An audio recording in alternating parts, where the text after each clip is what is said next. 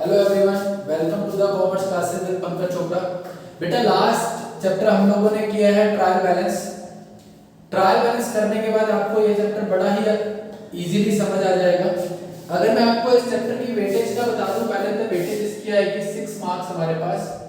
तो क्वेश्चन ये बनता है वैसे नॉर्मली 4+2 का, एक 4 नंबर का क्वेश्चन और एक 2 नंबर का क्वेश्चन इस चैप्टर में से आपको मिल सकता है पेपर के अंदर। तो इस चैप्टर को पढ़ना बहुत ही इजी है, बड़ा ही सिंपल सा चैप्टर है बेटा ये। मतलब ऐसा है कि आपको एक ही बारी में, अगर आपने एक क्लास भी अच्छे से देखी तो समझ लो चैप्टर खत्म। इतना इजी चैप्टर है बेटा। बेटा अकाउंट्स फ्रॉम इनकम्प्लीट रिकॉर्ड या सिंगल एंट्री सिस्टम क्या था? पुराने टाइम के अंदर लोगों को अकाउंट्स जब नया नया आया एग्जिस्टेंस में, तो सब लोग उसको फॉलो नहीं करते थे, डबल एंट्री सिस्टम।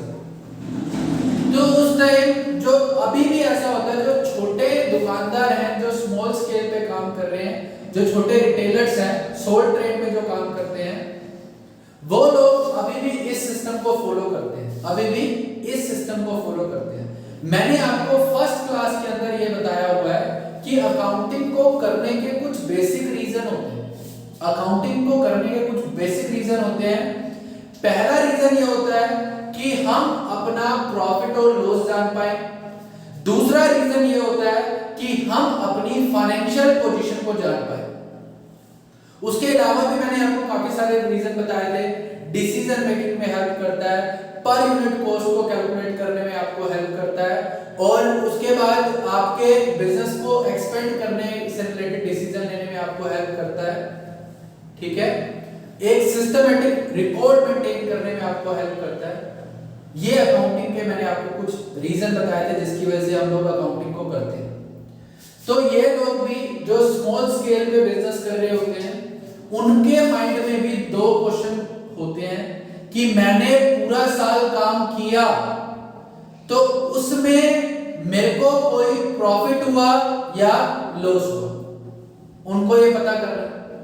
दूसरा उनको ये पता करना है कि जब मैंने बिजनेस स्टार्ट किया था तो उस टाइम मैंने उसके अंदर कितनी कैपिटल इन्वेस्ट की थी, कितना बाहर से मैंने कर्जा उठाया था, कितनी मेरी लायबिलिटीज थी, और मेरी एसेट्स क्या क्या है, यानी कि मेरा जो पैसा है वो कहां पे लगा हुआ है, कहां पे लगा हुआ है, ये सब वो जानना चाहता है। तो सिंगल एंट्री सिस्टम के अंदर उसके माइंड में जो 2 क्वेश्चन है, तो वो 2 चीजें ही बनाएगा। यहाँ पे सिंगल एंट्री सिस्टम में अकाउंटिंग कैसे की जाती है, ये 2 चीजें प्रिपेयर करते हैं। एक ये बनाते हैं statement of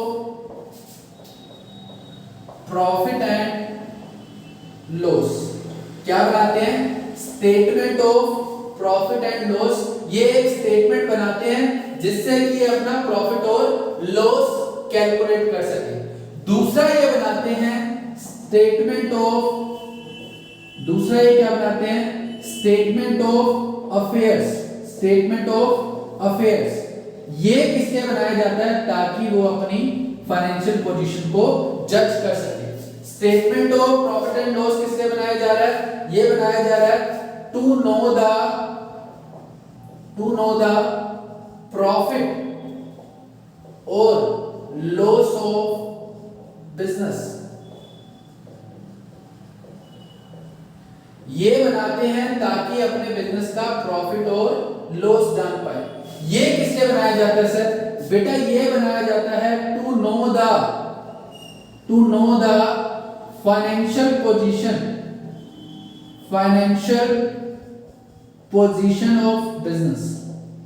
of business. Business की फाइनेंशियल पोजीशन को जज करने के लिए, यानी कि अपनी एसेट और लायबिलिटीज, कैपिटल, उसको जानने के लिए ये लोग क्या बनाते हैं बेटा? ये लोग बनाते हैं स्टेटमेंट ऑफ अफेयर।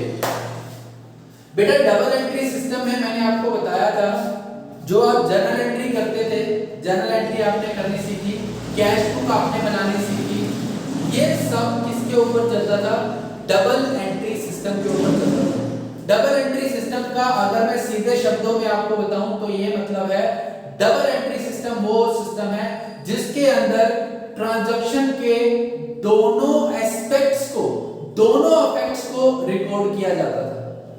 जैसे कि अगर आपने मशीन परचेज की तो आपने एंट्री की होगी machinery account debit to cash, तो कैश का भी खाता बनेगा और मशीन का भी खाता बनेगा। आपने गुड्स परचेज की तो आप एंट्री करते थे purchases account debit to cash, purchase को भी रिकॉर्ड करना है और कैश को भी रिकॉर्ड करना है, दोनों के अलग अलग खाते बनाने हैं, वो डबल एंट्री सिस्टम है। यहां पे ये लोग क्या करते हैं, यहां पे ये उसको थोड़ा सा लिमिट में ले आते हैं। क्या करते हैं, थोड़ा लिमिट में ले आते हैं। लिमिट में कैसे सर, बेटा ये लोग सिर्फ और सिर्फ बनाते हैं कैश बुक। क्या बनाते हैं, रिकॉर्डिंग के लिए सिर्फ क्या रख रहे हैं, ये कैश बुक, कैश अकाउंट बनाते हैं, कैश बुक ही बनाते हैं और कुछ नहीं। और दूसरा ये बनाते हैं पर्सनल अकाउंट्स, मतलब कि जो इनका डेटर है उसका भी खाता ये बनाते हैं, जो इनका क्रेडिटर है उसका भी ये खाता बनाते हैं। लेकिन जो इनकी एसेट्स हैं जैसे कि फर्नीचर है, मशीन है, प्लांट है, बिल्डिंग है, उनका खाता नहीं बनाते, उनका खाता नहीं बनाते। जो इनकी इनकम है उसका खाता नहीं बनाते, सेल का खाता नहीं बनाते ये लोग। जो इनके एक्सपेंस हो रहे हैं उसका भी खाता नहीं बनाते ये लोग। ये सिर्फ और सिर्फ जो पर्सनल अकाउंट्स हैं उन्हीं के अकाउंट प्रिपेयर करते हैं, या फिर सिर्फ और सिर्फ कैश अकाउंट या कैश बुक को प्रिपेयर करते हैं, इसके अलावा कुछ नहीं।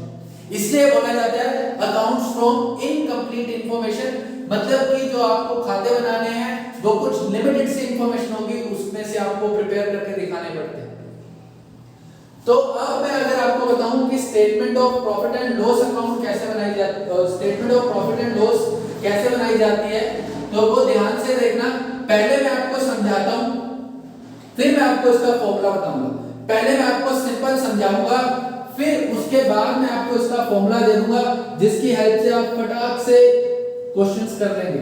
अगर समझ आ जाए तो जिंदाबाद, अगर समझ ना आए तो फॉर्मूला तो बेटा अपने पास है, फॉर्मूला अपने पास है, और ना वाली तो गुंजाइश हम छोड़ते ही हैं। समझ ना आने वाली बात तो मैं करता ही नहीं, मैं बात हमेशा वही करूंगा जो आपको समझ आए।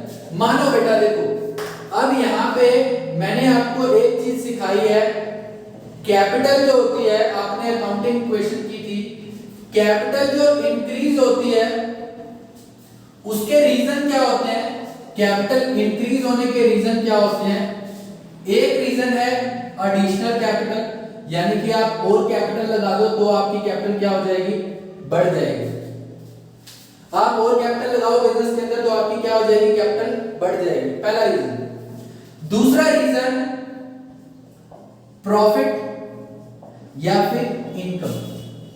आपके बिजनेस के अंदर अगर प्रॉफिट होता था या इनकम होती थी, अकाउंटिंग इक्वेशन को अपने माइंड में रखना है एकदम। जब भी कोई प्रॉफिट होता था मैं आपको कहता था कैपिटल में ऐड करो, जब भी कोई इनकम होती थी मैं कहता था कैपिटल में ऐड करो। तो कैपिटल को बढ़ाने के ये दो रीजन है, या तो एडिशनल कैपिटल, या इसको आप बोल सकते हो फर्दर कैपिटल, या आप इसको बोल सकते हो फ्रेश कैपिटल। पैसे और लगाओगे तो कैपिटल बढ़ेगी, या फिर बिजनेस में प्रॉफिट होगा या इनकम होगी तो कैपिटल बढ़ेगी। कम होने के मैंने आपको रीजन क्या बताए थे, कम होने के रीजन, डिक्रीज के रीजंस क्या थे, डिक्रीज होने के रीजंस क्या थे।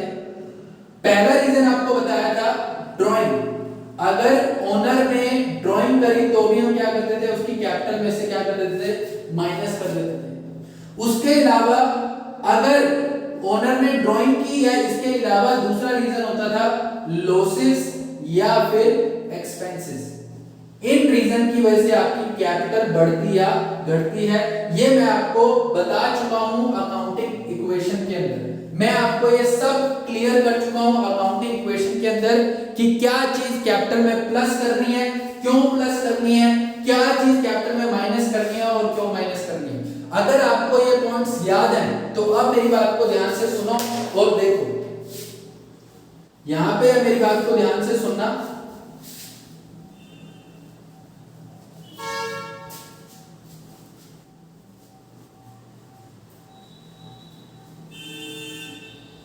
देखो, आज तारीख है 1/4/2019। यहाँ पे एक पर्सन बिजनेस स्टार्ट करता है, तो इस डेट पे जो कैपिटल है उसकी, इस डेट पे जो कैपिटल होती है, इसको हम क्या बोलते हैं? इसको हम बोलते हैं ओपनिंग कैपिटल। क्या बोलते हैं इसको? Opening capital. ईयर के स्टार्टिंग में जो कैपिटल होती है उसको कौन सी कैपिटल बोलते हैं? Opening capital.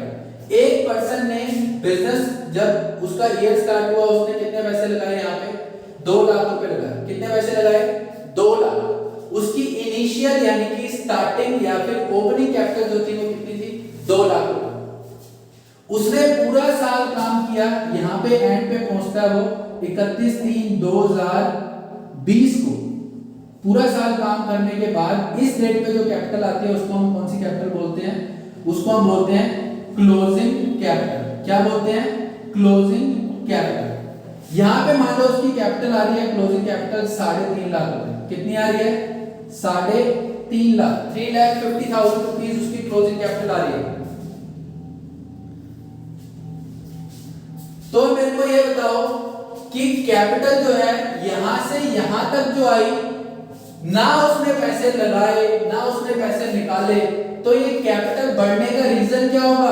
कैपिटल बढ़ने का रीजन क्या होगा? अगर क्लोजिंग कैपिटल 3.5 लाख है लेकिन मैंने लगाए कितने थे? सिर्फ 2 लाख। तो इसके बढ़ने का रीजन क्या है? मैंने आपको बताए थे बढ़ने के 2 ही रीजन है, या तो एडिशनल कैपिटल या प्रॉफिट, या एडिशनल कैपिटल या फिर प्रॉफिट। यहां पे एडिशनल कैपिटल दे रखी है? नहीं दे रखी। इसका मतलब ये जो कैपिटल बढ़ी है ये सिर्फ और सिर्फ किसकी वजह से बढ़ी है? प्रॉफिट की वजह से। किसकी वजह से बढ़ी है? प्रॉफिट की वजह से। समझ रहे हो बात को?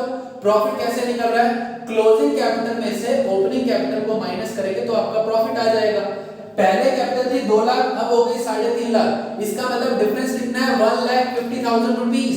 और ये आपका क्या है? प्रॉफिट। क्या है? प्रॉफिट। लेकिन अब मैं इसमें कॉम्प्लिकेशंस डालता हूं, कुछ कॉम्प्लिकेशन डालता हूं। देखो, उसने बिजनेस स्टार्ट किया 2 लाख से, उसने 1 लाख रुपए एडिशनल कैपिटल लगा दी। क्या लगा दी? एडिशनल कैपिटल या फ्रेश कैपिटल, और पैसे लगा दिए। अब उसकी कैपिटल 2 लाख पहले लगा रखे थे, 1 लाख और लगाए। कितनी होनी चाहिए थी? 3 लाख। लेकिन है कितनी? 3.5 लाख। तो जो डिफरेंस है वो क्या है? प्रॉफिट। कितने का प्रॉफिट हो गया? 50,000 का। कंडीशन चेंज करते ही प्रॉफिट चेंज हो रहा है, कंडीशन चेंज करते ही प्रॉफिट चेंज हो रहा है। आगे चलो, आगे मैं बोलता हूं कि उसने यहाँ पे 1,50,000 रुपीस की क्या कर ली? ड्राइंग कर ली। क्या कर ली?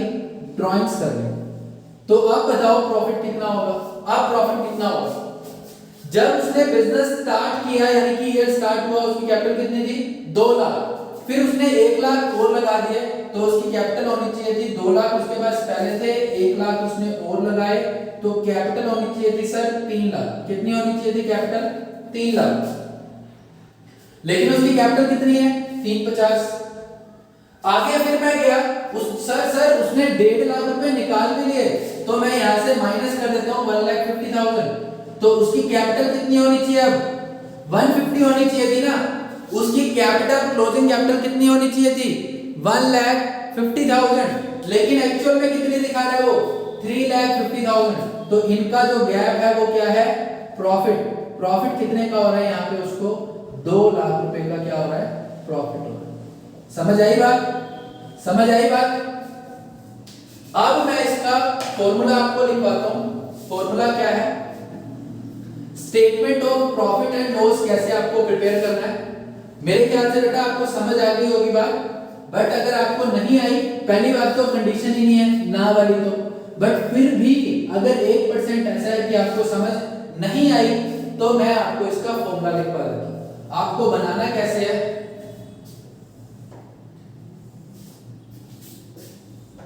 यहां पे आप लिखेंगे statement of profit and loss. Profit and loss as at, जिस डेट पे ईयर एंड होता है वो डेट यहां लिखी जाती है। जैसे अभी मैं बताऊं तो यहां पे आप लिखोगे 31 मार्च 2020, जो अभी हमने एग्जांपल किया। तो यहां पे आपको लिखने हैं पर्टिकुलर्स। क्या लिखना है? पर्टिकुलर्स। और यहां पे क्या लिखना है? रुपीस। यहां पे क्या लिखना है? रुपीस। फॉर्मूला क्या आपका, फॉर्मूला है closing capital plus drawings, closing capital plus drawings minus opening capital minus fresh या फिर एडिशनल कैपिटल।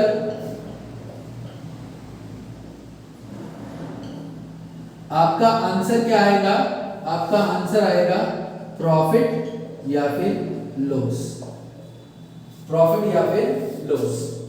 ये आपका फॉर्मेट रहेगा statement of profit and loss का। आप एक क्वेश्चन मैं आपको करवाता हूं इसका, क्वेश्चन नंबर 1 देखेंगे फटाफट। लिखता है Atul does not keep proper records of his business, he gives you the following information. वो कहता है कि अतुल जो है वो सारे रिकॉर्ड नहीं रखता, इनकम्प्लीट रिकॉर्ड रखता है और आपको वो इंफॉर्मेशन दे रहा है, कहता है सर प्लीज मेरे लिए प्रॉफिट और लॉस निकाल के बता दो। ओपनिंग कैपिटल आपको बता रहा है 2 lakh, closing capital 2,50,000, drawing made during the year 60,000, capital added during the year 75,000, calculate profit और लॉस फॉर द ईयर। आपको इंफॉर्मेशन में ओपनिंग कैपिटल दी, क्लोजिंग कैपिटल दी, ड्राइंग दी, एडिशनल कैपिटल दी और बोलता है प्रॉफिट निकाल के दिखा। क्या बोल रहा है, प्रॉफिट निकाल के बता। बड़ा सिंपल है सर, अभी कर देते हैं। क्लोजिंग कैपिटल कितनी बोल रहा है वो, सर वो बोल रहा है 2,50,000, ठीक है बेटा। ड्राइंग कितनी बोल रहा है वो, ड्राइंग बोलता है जी 60,000, लिख दिया। अब क्या बोल रहा है सर, ओपनिंग कैपिटल उसने बताई थी हमारे को 2 लाख रुपीस, ओपनिंग कैपिटल कितनी बताई थी 2 लाख, और एडिशनल कैपिटल उसने हमारे को बताई थी 75,000। आंसर आ गया बेटा, आंसर आ गया। आंसर कैसे आएगा, इनका टोटल हो गया 3,10,000, 3,10,000, इसका हो गया 2,75,000 माइनस कर देते हैं 5,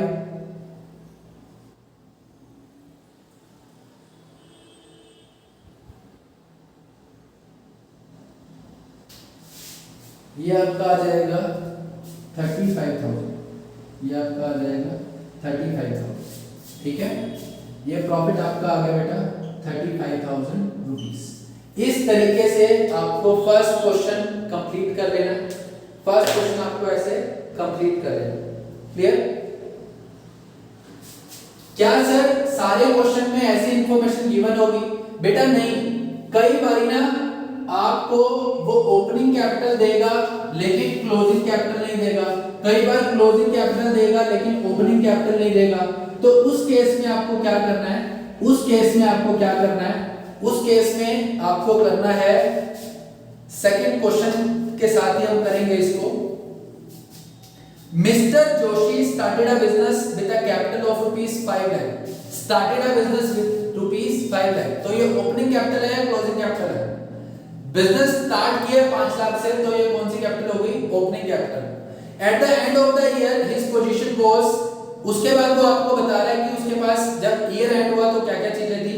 कैश था 15,000, कैश एट बैंक था 70,000, डेटर्स थे 1,20,000, स्टॉक था आपके पास 240, furniture 75, machinery 2 lakh. Sundry creditor at this date total 80,000। During the year, he introduced a further capital of ₹1,50,000 and withdrew for household expenses 90,000. Household expenses का मतलब होता है ड्राइंग्स, ठीक है। अब क्वेश्चन में आपको ओपनिंग कैपिटल तो दी लेकिन क्लोजिंग कैपिटल नहीं दी। बेटा अगर कभी भी किसी भी क्वेश्चन में आपको ओपनिंग या क्लोजिंग कैपिटल ना दे रखी हो तो आपने क्या करना है, आपने बनाना है स्टेटमेंट ऑफ अफेयर। क्या बनाना है, स्टेटमेंट ऑफ अफेयर्स। सर ये कैसे बनेगा, बेटा ये बड़ा ही सिंपल तरीके से बनता है। आपको क्या करना है, लेफ्ट साइड जो होगी यहां पे लिखनी है लायबिलिटीज, यहां पे आपको क्या लिखनी है, लायबिलिटीज, यहां पे लिखनी है रुपीस, और राइट साइड पे आपको लिखनी है एसेट्स और उनके रुपीस। सिंपल सा फॉर्मेट है। अब यहां क्या करेंगे, सबसे पहले लिखेंगे कैश, कैश आपका कितने का है 15,000 लिख दो। उसके बाद बैंक दिया हुआ है, बैंक बैलेंस आपका कितने का है, बैंक बैलेंस है आपका 70,000 लिख दो। उसके बाद आपको दिया हुआ है डेटर्स, डेटर्स आपको दिया हुआ है 1,20,000 लिख देते हैं। उसके बाद आपको दिया हुआ स्टॉक आपको दे रखा है बेटा 2,40,000 लिख दो। उसके बाद फर्नीचर आपको दिया हुआ है 75,000। उसके बाद आपको दिया हुआ मशीनरी, उसके बाद आपको क्या दे रखी है मशीनरी कितने की दे रखी है 2 लाख। मशीनरी कितने की है 2 लाख। ये इंफॉर्मेशन है क्वेश्चन में।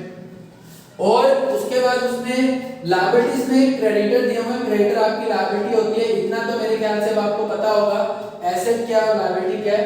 तो क्रेडिटर्स जो है वो आपके हैं 80,000। क्रेडिटर आपके क्या है 80,000। इतनी इंफॉर्मेशन आपको दे रखी है। अब अकाउंटिंग क्वेश्चन अगर आप याद करेंगे तो एसेट कैसे निकालते थे, कैपिटल प्लस लायबिलिटी। तो क्वेश्चन के अंदर आपको एसेट दे रखी है 15 plus 75 90 plus 70 160 plus 120 280 plus 240 280 plus 240 plus 2 lakh 0 7,20,000 आपका टोटल होगा। कितना हो गया 7,20,000। तो एसेट अगर हमारे पास 7,20,000 दे रखी है, कैपिटल आपको निकालनी है, लायबिलिटीज आपके पास 80,000 है, तो बेटा कैपिटल आपको पता है कितनी होगी 720 माइनस 80 दैट इज 6,40,000। कैपिटल कितनी आ गई 6,40,000।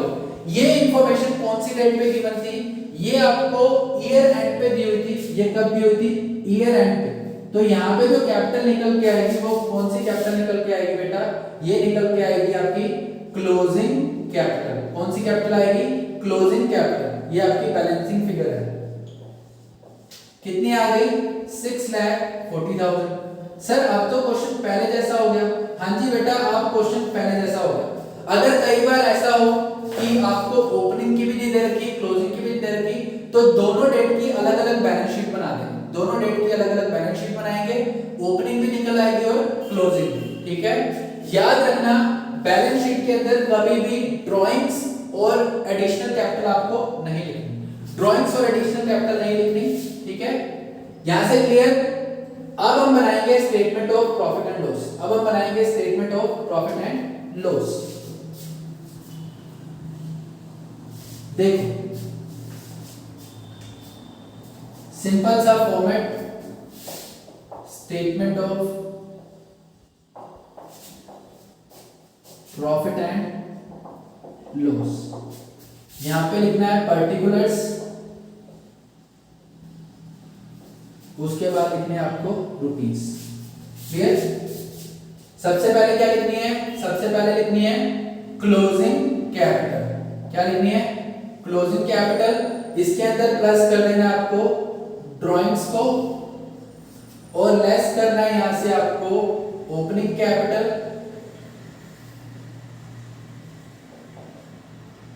लेस कर देना आपको यहां से एडिशनल कैपिटल। क्लियर। अब वैल्यूज पुट करते हैं। क्लोजिंग कैपिटल अभी आपने निकाल लिया, कितनी है 6,40,000। उसके बाद ड्राइंग्स आप देखोगे बेटा नीचे इंफॉर्मेशन में आपको ड्राइंग दी हुई है हाउस होल्ड एक्सपेंसेस के नाम से, ड्राइंग है आपकी 90,000। उसके बाद आगे जाओगे तो आपको एडिशनल कैपिटल दी हुई है 1,50,000, वो लिख देते हैं। ओपनिंग कैपिटल आपको दे रखी थी 5 लाख। ओपनिंग कैपिटल कितनी दे रखी थी 5 लाख। आपका आंसर आ गया प्रॉफिट। कैसे, इन दोनों का टोटल किया तो ये हो जाएगा 7,30,000, इन दोनों का टोटल किया तो ये हो जाएगा 6,50,000। Answer is 80,000। ये आपका प्रॉफिट हो गया 80,000। सेकंड क्वेश्चन भी आपका कंप्लीट। थर्ड क्वेश्चन जो है उसमें लिखा हुआ है मिस्टर वासुदेव। ये क्वेश्चन है आपका थर्ड। बेटा इसमें आपको ओनर्स इक्विटी दी हुई है, owners equity at the beginning. Owners equity at the beginning का मतलब होता है ओपनिंग कैपिटल। लिख लो इसको आप, ओनर्स इक्विटी का मतलब है ओपनिंग कैपिटल। बाकी इंफॉर्मेशन दे रखी है सेम जैसे मैंने सेकंड क्वेश्चन किया है, इसी तरीके से आप बैलेंस शीट बनाएंगे। बैलेंस शीट के अंदर ओपनिंग कैपिटल नहीं लिखनी, बाकी सारी चीजें आप लिख दोगे, जैसे कि कैश लिखोगे, बिल रिसीवेबल लिखोगे, furniture, building, creditor, stock. Further capital नहीं लिखनी, ड्राइंग भी आपको बैलेंस शीट में नहीं लिखनी, जैसे मैंने किया सेम इसी तरीके से आपको करना है। उससे अगले क्वेश्चन में भी, फोर्थ क्वेश्चन में भी सेम यही प्रोसीजर है, फिफ्थ में भी सेम यही प्रोसीजर है, और सिक्स्थ में भी सेम यही है।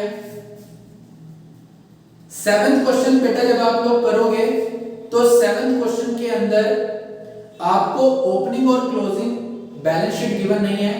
ओपनिंग में आपको अलग से बैलेंसेस गिवन है, एसेट के और लायबिलिटी के, और क्लोजिंग के अलग से गिवन है। या तो चलो हम नेक्स्ट क्लास में सेवेंथ क्वेश्चन करेंगे, तब तक आप क्वेश्चन नंबर 1 to 6 कंप्लीट कर लें। कोई प्रॉब्लम हो तो आप मेरे को बता देना, ठीक है बेटा। Thank you.